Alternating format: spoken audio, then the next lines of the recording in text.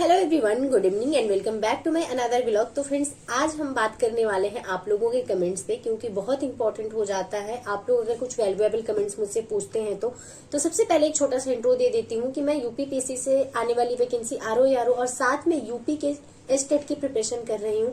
तो अगर आप लोग इन एग्जाम में से किसी भी एग्जाम की प्रिपरेशन करते हैं तो आप लोग हमारे साथ जुड़ सकते हैं। तो चलिए अब हम बात करते हैं आप लोगों के कमेंट्स पे। बीच में हमारा स्टडी चैलेंज चल रहा था, उसके बाद मैं घर चली गई, जिसकी वजह से आप लोगों के बहुत सारे कमेंट्स पड़े हुए हैं। तो मैंने सोचा कि उसमें सबसे ज्यादा इंपॉर्टेंट जो कमेंट्स हैं उनको आज की इस वीडियो में ले लेते हैं। तो सिस्टर, आपने कमेंट्स किया था कि आप बीपीएससी के लिए प्रिपेयर कर रही हैं और साथ में यूपी के आरओ के लिए प्रिपेयर कर रही हैं, तो दोनों को कैसे आप बैलेंस करें, अपनी दोनों की प्रिपरेशन को कैसे एक साथ लेके चलें। और बहुत सारे लोगों का कमेंट ये भी आता है कि हम यूपी पीसीएस और आरओ के लिए प्रिपेयर कर रहे हैं तो कैसे मैनेज करें। तो मैं कहूंगी, आयोग से किसी भी आप आयोग के एग्जाम की प्रिपरेशन कर रहे हैं या किसी बोर्ड के एग्जाम की प्रिपरेशन कर रहे हैं, आपके लिए इम्पोर्टेंट क्या है? आपके लिए सबसे इम्पोर्टेंट है प्रीवियस ईयर का क्वेश्चन पेपर, और उससे पहले भी जो इम्पोर्टेंट है वो है आपका सिलेबस। सिलेबस आपको जब पता होता है, आधी लड़ाई आप वहीं जीत जाते हैं, क्योंकि आपको पता है कि उनको पढ़ना क्या है। और दूसरी चीज, प्रीवियस ईयर का क्वेश्चन पेपर ये बताता है कि आयोग जो सिलेबस देता है उसको कितना % फॉलो करता है, क्योंकि आपका जो लोक सेवा आयोग है वो बहुत ज्यादा आउट ऑफ सिलेबस नहीं जाता है। आप कभी भी उसका क्वेश्चन पेपर उठा के देखेंगे, एक दो क्वेश्चन के लिए कोई कसम नहीं खाया है, लेकिन काफी हद तक वो अपने सिलेबस के अकॉर्डिंग ही काम करता है। लेकिन आप वही बीपीएससी की अगर बात करते हैं तो बीपीएससी का, मैंने पीसीएस का पेपर तो नहीं दिया है, लेकिन बीपीएससी का जो टीचर का एग्जाम होता है उसका एक बार मैंने दिया था, जूनियर का एग्जाम, और वो काफी आउट ऑफ सिलेबस क्वेश्चन होते हैं। यानी कि आपकी, अगर आप हिस्ट्री लिए हो तो हिस्ट्री में आपने देखा होगा कि उसमें आउट ऑफ सिलेबस आपके बहुत सारे क्वेश्चन होते हैं। वर्ल्ड हिस्ट्री से बहुत सारे क्वेश्चन पूछ लेता है, परसेंटेज वर्ल्ड हिस्ट्री के क्वेश्चन के ज्यादा होते हैं, जो कि आपका यूपी पीसीएस हो या फिर आपका आरओ का एग्जाम हो, उसमें बहुत इंटरेस्टेड नहीं है लोक सेवा आयोग वर्ल्ड हिस्ट्री में। वो ज्यादातर इंडियन हिस्ट्री पे फोकस करता है। तो आपको सिलेबस को समझना होगा, सिलेबस के साथ साथ एग्जाम के पैटर्न को समझना होगा, और एग्जाम का पैटर्न आपको अपने प्रीवियस ईयर क्वेश्चन पेपर से ही समझने को मिलेंगे। तो आप दोनों का सिलेबस एक साथ रखिए, आप मिलाइए कौन सा पॉइंट दोनों सिलेबस का कॉमन है, कौन सा पॉइंट आपको अलग से तैयार करना है। जो आपका कॉमन है वो आप तैयार कर रही हैं तो दोनों एग्जाम का तैयार हो रहा है। जो चीजें आपकी एडिशनल है, चाहे वो आपके बीपीएससी का सिलेबस हो, चाहे वो आपके आरओ का सिलेबस हो, तो अब आपका कौन सा एग्जाम पहले होना है उस चीज पे फोकस करिए। अगर और या फिर आप किस एग्जाम को ज्यादा प्रेफरेंस देती हैं उस चीज पे फोकस करिए। हो सकता है कि बीपीएससी का एग्जाम पहले हो लेकिन आपका मेन टारगेट आरओ हो, तो आप आरओ के सिलेबस को फोकस करिए।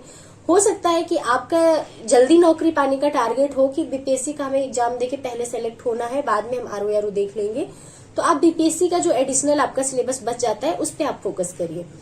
तो यही सबसे अच्छा तरीका मुझे लगता है अगर आप दो एग्जाम की प्रिपरेशन करते हैं तो स्ट्रैटेजी बनाने का।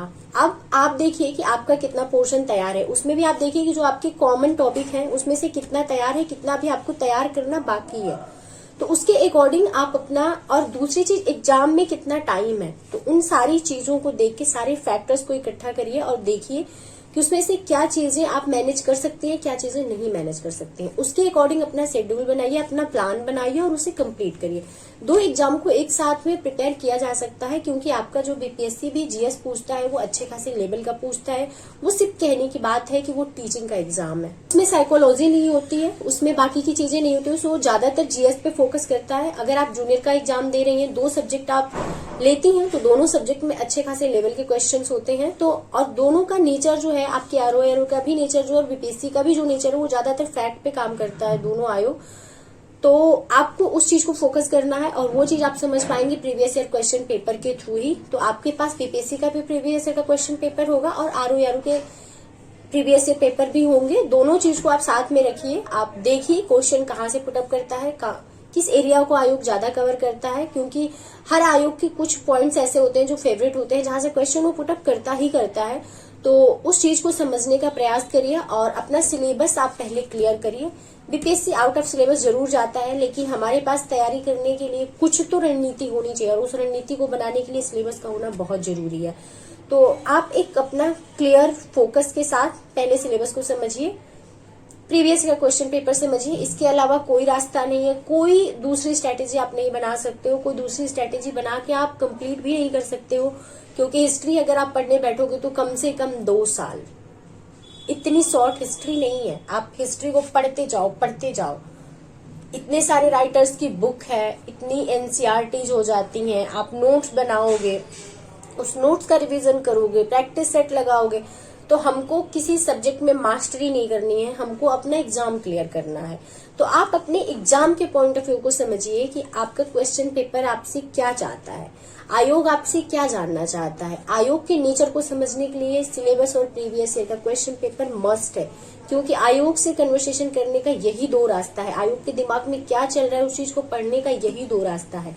इन दोनों चीजों पे अगर आप काम कर ले गई, आप सेटिस्फाइड हो गई कि हमने सिलेबस को अच्छे से समझ लिया, सिलेबस पूरी तरीके से मेरे दिमाग में है, प्रीवियस ईयर क्वेश्चन पेपर को हमने अच्छे से समझ लिया, प्रीवियस ईयर का जो भी क्वेश्चन आता है वो कहाँ से आयोग उठाया था, जस्ट जो 11 तारीख को पेपर हुआ था, 11 फरवरी को, अगर वो पेपर भी आपके दिमाग में है तो आप काफी हद तक क्लोज है अपने प्रिपरेशन के।